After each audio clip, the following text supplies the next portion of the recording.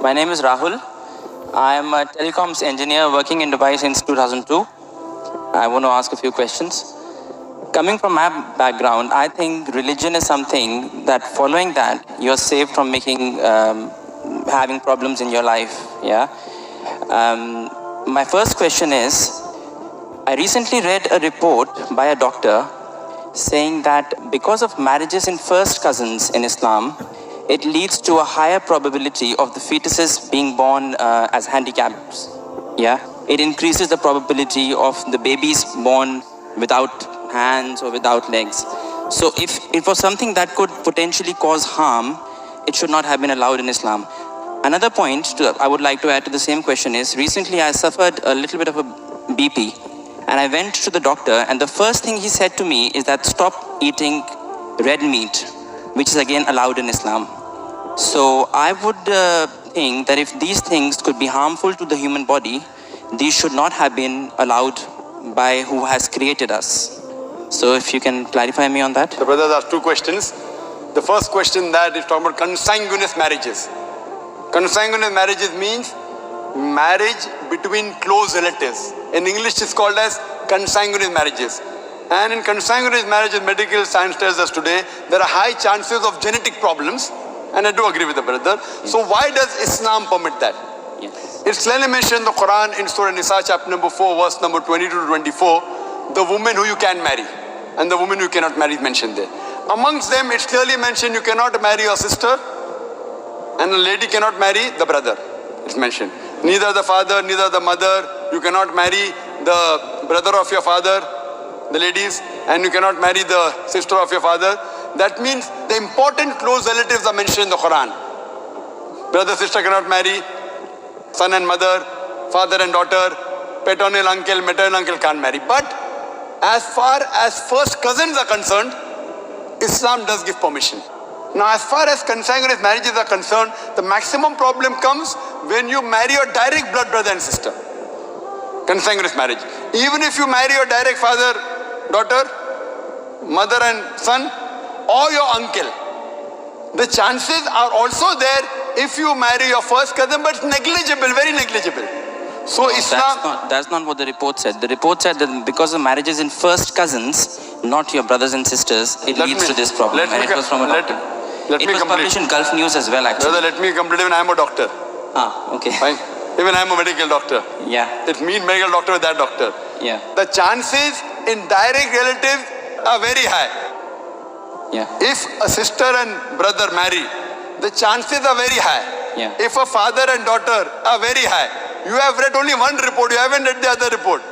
Yeah. So you only read Gulf News, I read medical books. So Gulf News is better or medical books is, brother? Which so is better? your point is marrying in first cousins, the chances of getting problem is negligible. As compared to brother and sister. As compared to. But still there is a... Brother, will you let me complete my answer? Or? Sorry, yeah, please. So you have more faith in Gulf News? No, not really. I'm here to find the truth. That's right. So what you realize that consanguineous marriage, and I agreed with you. I didn't say it's not there. Yeah. So I'm not trying to beat around the bush. But compared, it is negligible. Compared to direct blood brother and sister. Now, I do agree that there are medical genetic problems in various ways. But this report is there when you have continuously generation after generation. According to Dr. Ahmad Zakir says, the Prophet said, do not marry first cousins generation after generation. If you do it once or twice, it is no problem. Yet, even if you marry not cousins also, you can get a problem. Do you know that? Yeah, that. So that doesn't mean that you stop marriage only. Right, so there is a hadith which says that do not do it generation after generation. Yes, but otherwise, generally there's no problem. Right. Fine? Okay. So coming to your second question. Yeah. You went to a doctor and you said you had high BP. Yes. Doctor said you have red meat. Yes. So why does Islam allow red meat? Yes. You know, my friend went to a doctor and doctor said you have diabetes, don't have sugar. Brother, why do you have sugar? Right. Why? Don't have sugar. My friend went to a doctor said you have diabetes, don't have sugar. Brother, do you have sugar? Yes, of course. Why you have sugar? Stop having sugar. Yeah, but we can live on vegetables, easily possible. Can you live without having sugar? Can you live without having sugar? Even vegetarians have sugar, brother. Yeah. Are you educated? Yeah. MashaAllah. The problem is that person had a problem with his pancreas. Yeah. In the pancreas, there are islets of Langerhans which break down the sugar. Because my friend had a problem in the pancreas, he could not break down the sugar. Therefore, the doctor said, don't have sugar. Right. If you have some problem of red meat, you should not have red meat. Others can have red meat. Right. The Quran says, a general statement Quran says, eat what is halal and tayyib for you. There's a verse in the Quran, eat what is halal and tayyib for you. For a person suffering from diabetes, sugar is not tayyib. So according to the Quran, a person having diabetes should have less sugar. It's a general statement.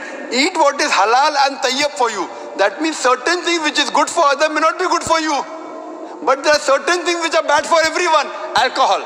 Alcohol is bad for everyone. It is prohibited for everyone. Pork is bad for everyone. Therefore, pork has been prohibited for everyone. What you realize, certain food, because of the way your metabolism is made, because it's a problem for you, doesn't mean that everyone should abstain from it. Hope that answers the question, brother. Sure. Okay. My next question is, Islam allows marriages, a husband to marry more than one wife, 4 wives. Is it compulsory to take the permission from the wife before marrying the second one? Because a lot of Muslim girls have told me that, they have to take permission from the first wife, so our interests are taken care of. I hope you don't intend to become Muslim and marry more than one wife, huh? No, I don't. Because there's a new law in the Indian government. If a Hindu converts to Muslim and marries more than one wife, then there's a problem. Yeah. There's a new law that's I passed. don't intend to, but I just need to find out. Don't intend to marry or don't intend to convert? I won't answer that now.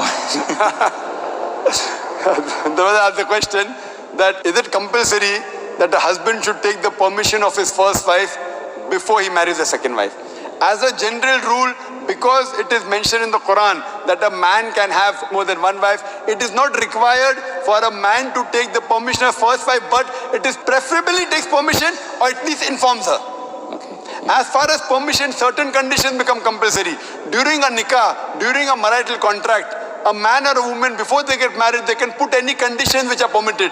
If the woman puts a condition in the nikah nama that my husband will not take a second wife as long as I live, because marrying more than one wife is optional. So if she puts the condition, then it becomes compulsory for the husband to take the permission of the wife, otherwise he cannot marry. If this is not mentioned in the nikah nama, if it's not mentioned in the marital contract, it's not a must, it is preferable. Okay. Hope that answers the question. Thanks.